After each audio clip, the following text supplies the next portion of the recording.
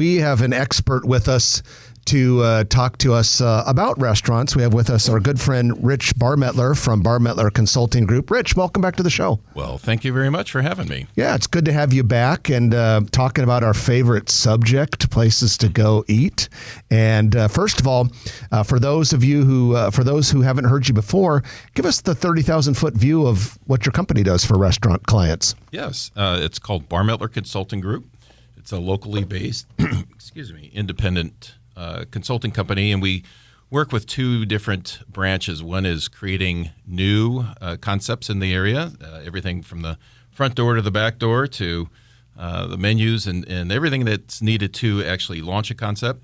And then we also work with business advising. So we work with existing businesses, and typically it's the ones that are performing well or moderate right now and just need some improvement, whatever that means. That could mean systems, processes, sales growth, marketing, anything in between. Menu makeover. Sure, right. The whole 9 yards. That could be a TV show, ABC Menu Makeover. Rich, let's go through some of the restaurant clients you have right now and maybe kind of tell us what's unique about them. I think our listeners will enjoy hearing this. Sure, yes. And I talked about these last time. They were kind of a work in progress. But we have Destiny Cafe, and the gal that's leading that charge is Joan Allen. She is the founder of it, and it's an actual going to be a restaurant that hires, trains, and employs developmental and intellectually disabled adults or adults with those disabilities. And where will this be? We are looking for a location right now. We have a couple on the radar, and we would be looking at most likely an early 2024 opening. And we have partnered in a way with the ICA, the Institute of the Culinary Arts at Metro. Awesome. And Brian O'Malley has welcomed us with open arms, and Sarah Rogers and Chef Michael Combs have taken the lead on that. And we actually start student training in October. October 9th starts that. We had our first meet and greet with the parents and the students just recently, this week.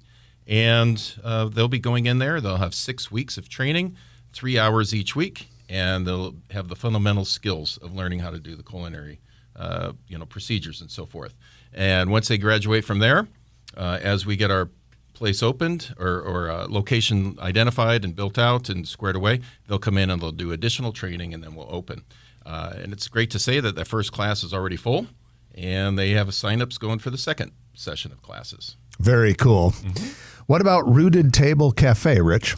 Yes, this is a plant-based vegan and vegetarian restaurant owned and operated by the Gunsels. That is Cindy and CJ Gunsel.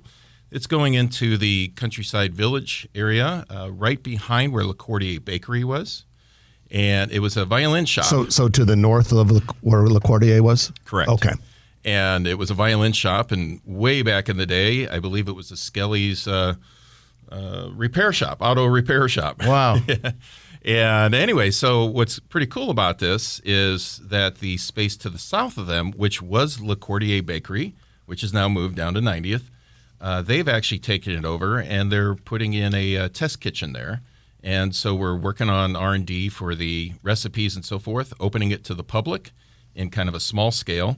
And that's actually opening as we speak. So wait a minute. So that'll be the same owners as Rooted Table? Same owners, but it's a temporary space.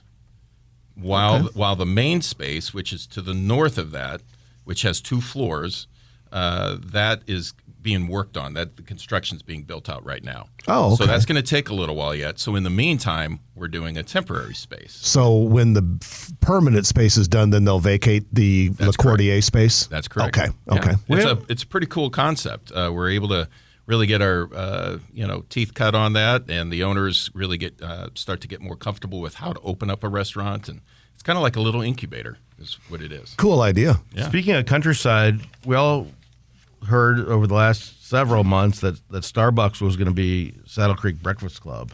Yes, they've actually been in that space for quite a while, but I haven't seen any construction going on.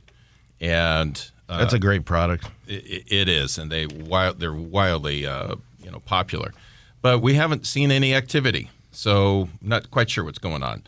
Countryside Village has their own construction team, if you will, and they finished off Moots, as you may know. Moots Pizza. opened recently, and now they're working on Rooted Table Cafe on their main space. And we're looking for a winter, well, let's just say winter 2023 into 2024 opening. And I don't know if they're waiting to start with the Saddle Creek Breakfast Club for that, after we're done. But we'll see. So, funny story about vegan and vegetarian restaurants. Jeff and I are honored to speak at Wicker, which is Women in Commercial Real Estate. And, Crew. Commercial Real Estate Women, excuse me. And when we made the speaking engagement with Amy Zetzman of All Makes, who's big in that organization, I sent her a text saying that Jeff is vegan, just as a joke, right? And I'm not. And so I get there before Jeff, and it's like Jeff has a special name tag that says vegan on it, and they had a meal prepared for everything. I refused it.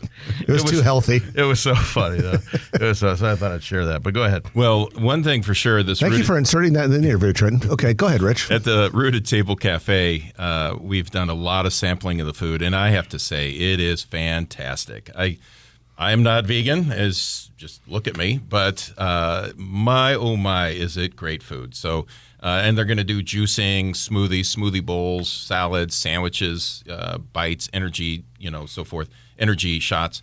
Sounds like a cleanse for me.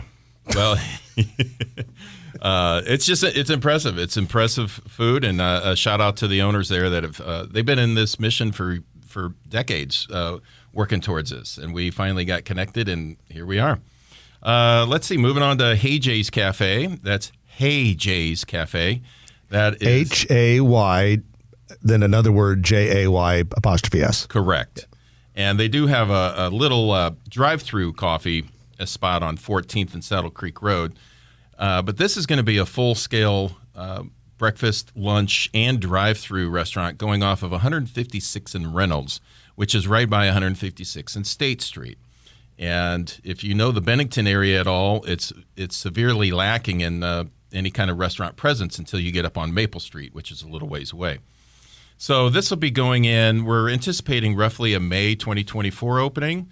It'll have a full menu, full American-style breakfast menu, if you will, specializing in their coffee also. But I think the key here is that it's going to have a drive-through, and it's going to have a huge wrap to it. The wrap meaning the number of cars that can actually stack. So we're diligently working on that menu to be able to make sure we're able to do that. We'll call it in an expeditious fashion, the drive-through to get the people in and out. Anyway, and that's Dina and Josh Hannum, and they're also they're doing some development down in the Saddle Creek area itself. So that may be a topic for another time. We have Rich Barmettler with us. He is a well-known restaurant consultant. And Rich, we wanted to, first of all, talk about a project you have in Ashland and then maybe some new concepts that are coming to the market. Yes. So Ashland Brewing Company is going to happen. It is going at the southeast corner of Highway 66 and 6, right outside the downtown of Ashland. And it's a 5.3 acre development that the Urias are doing. That's URYASZ. They're Prepsters, Trenton. And they bought all 5.3 acres, and they're going to have 2 acres of it with the anchor Ashland Brewing Company, and then have a couple of other tenants on there in the future. Anyway, so they've already gotten through their TIF financing. They've gotten through the design stage of things, and they are looking to start construction next month, and we're going to be looking for a opening of the first quarter of 2025, and it is a large-scale brewery system with seating inside, outside, up the rooftop deck, inside and outside, meeting room that actually looks over the brewery, 12 cornhole games, and 4 pickleball courts there too. And during the summer, they'll be able to convert it over for some live music, and it's a big outdoor entertainment area. So why has Omaha become this mecca? I know other places do it as well, but Omaha seems to have a plethora of distilleries and beer brewing companies. It seems like it started with Lucky Bucket, and it just go on from there with Zipline and Cross Strain. And these are expensive facilities to put in. Well, they are. And I look at it this way, is that the craft brewing world has always been popular. It's just becoming more known in the Omaha area. And if you kind of think of it about like apartments, there's apartments always building, and it's like, where are these people coming from to fill these apartments? And it's the same way with breweries, is where are these people all coming from? They've always been there. They just haven't had the opportunity necessarily to enjoy it. And what you're seeing are a lot of smaller breweries coming in that are more neighborhood breweries. I love all those craft breweries. Yeah, I'm a big fan of that stuff. They're a 3-barrel, maybe a 5-barrel system, which is a smaller setup. And then you have like the Jukes of the world that I was involved with. That's a 10-barrel system, so that produces quite a lot more beer. So, Rich, I want to talk a little bit about a cigar bar that looks to be coming to the Heartwood Preserve area.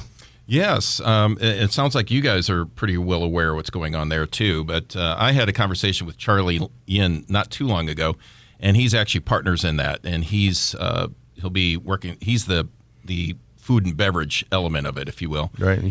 Local and Hero 88. Right. His family's been in the restaurant business for a long time. Right. And Milton, his great operator. Uncle. Yep. And so they're going to be bringing that to the Heartwood Preserve area. And you had mentioned the gentleman that's from the Capital Cigar Bar in Lincoln. That's going to be his partner.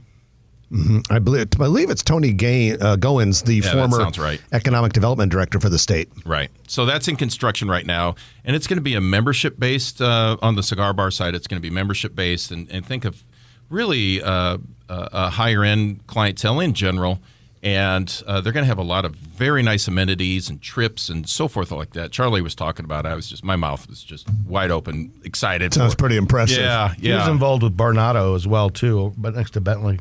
Okay, yeah. And then, Rich, out at 120th and Maple, the city is making a massive investment in Tranquility Park. And then there's a bunch of mixed-use development plans as well. And we had been hearing that there could be a unique restaurant entertainment business coming to that area as well, and you're kind of hearing the same rumblings. Right. I'm hearing that Chicken and Pickle is slotted for that area, we're not sure of a time frame as far as that is concerned. But you may know, you may have heard of Chicken and Pickle. They're very popular down in the Kansas City area. They've developed out into other markets, and it's there again, pickleball. Pickleball's very popular right now. Smash Park, family entertainment. Yeah, same vein right there. You bet. And they have all types of games and foods and so forth like that.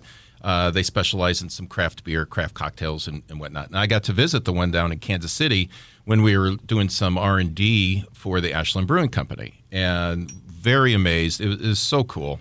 And they have a heck of an operation. So that apparently is supposed to be coming to that area. Just think about drink prices from when you started in the food and beverage industry, and you couldn't get 25-year-olds out except for $1.50 long necks, and now they're spending $14, $15 for craft cocktails. Well, or you go way back to Louis, the Louis bar, where you had a shot and a beer for 65 cents. That's going back. And you're sitting on saddle seats back then. That's great.